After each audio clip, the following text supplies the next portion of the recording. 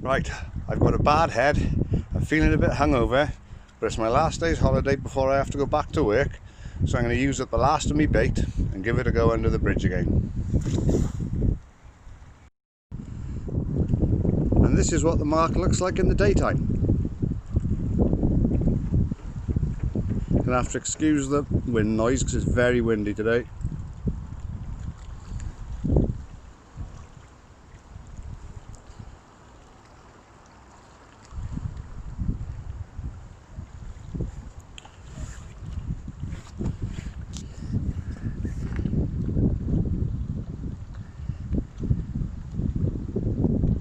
And if you can see the little jetty there in the distance, that's where the HMS Warrior used to be moored before she moved away.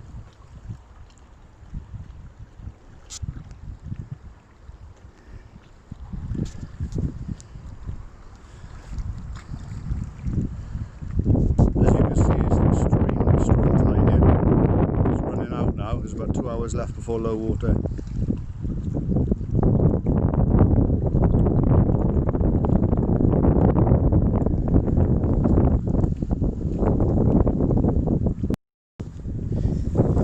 Here's all my leftover baits.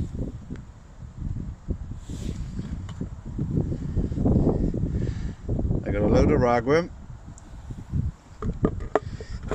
some razor clams, a squid which has been thawed and refrozen about 10 times,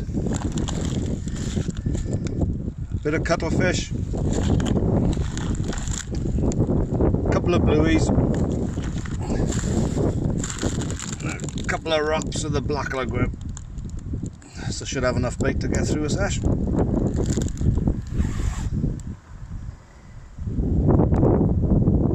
Right, to quickly show you how I bait up. It's nothing complicated at all.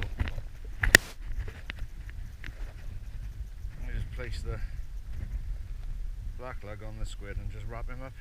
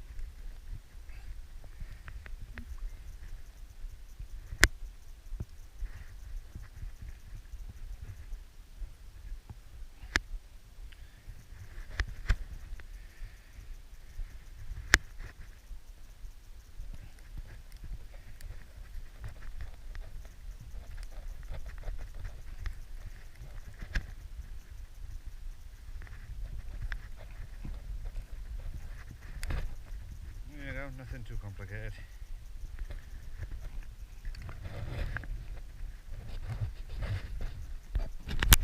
And on the ragworm and the razor clam setup, I'm just hooking in a couple of inches on the ragworm, and I'll start binding on the razor clam. If I can get hold of it.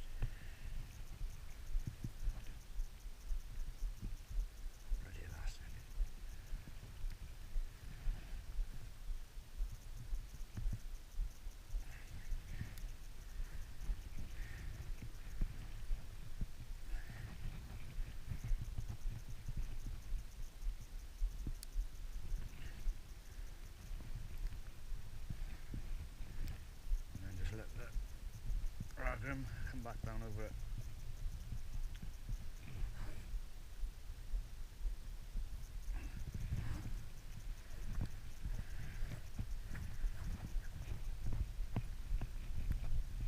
Fiddly stuff, but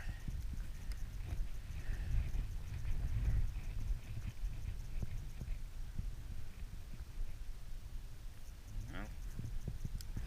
Hold on, let's slide that one back.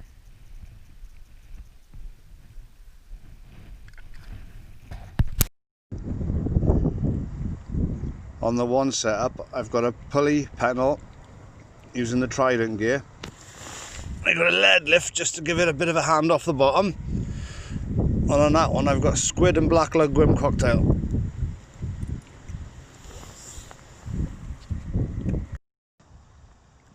And on the other setup, I've got the pulley panel with the trident gear with a lead lift on the bottom to help get off the bottom, and I've got ragworm and razor clam cocked out.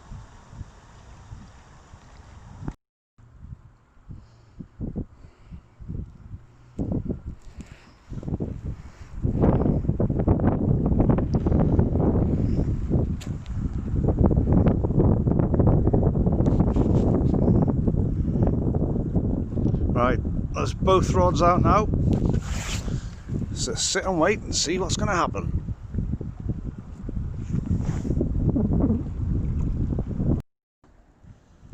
Another thing I do is when I fish this mark, I always leave the multipliers on a very loose ratchet, because there's some big conger out there, and if one of them decides to get hold, goodbye rods.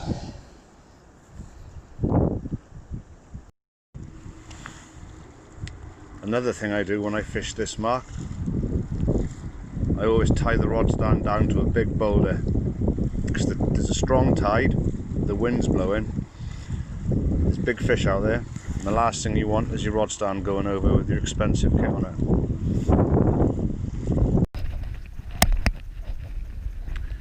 Another problem with this mark is you haven't got much room to cast. So you've got to have quite a short drop there.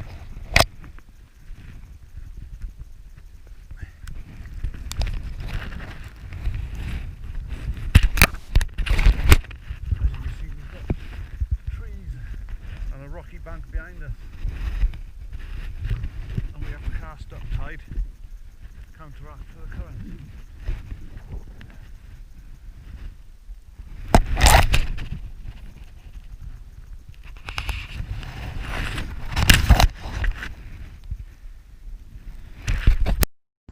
Not sure if you could see it on the GoPro, but behind where we're fishing is a fairly steep bank.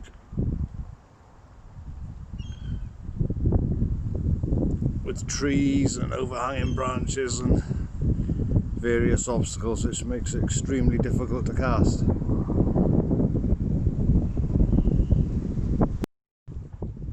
Well, only one bite so far. Hopefully it'll get a bit better when the light starts fading. Probably about an hour's time it'll start getting dark towards the bottom of the tide.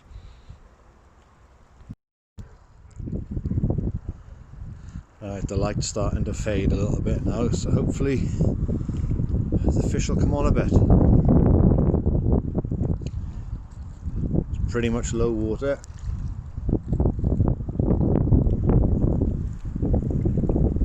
No fish as yet. A couple of bites though, everything's been missed.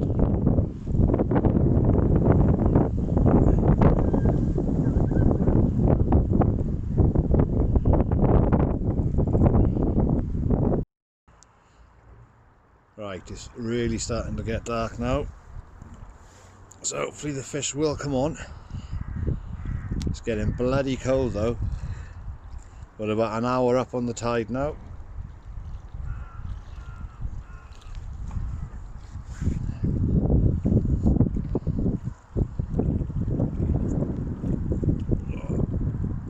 I've got the old lights and the dinglings on the top.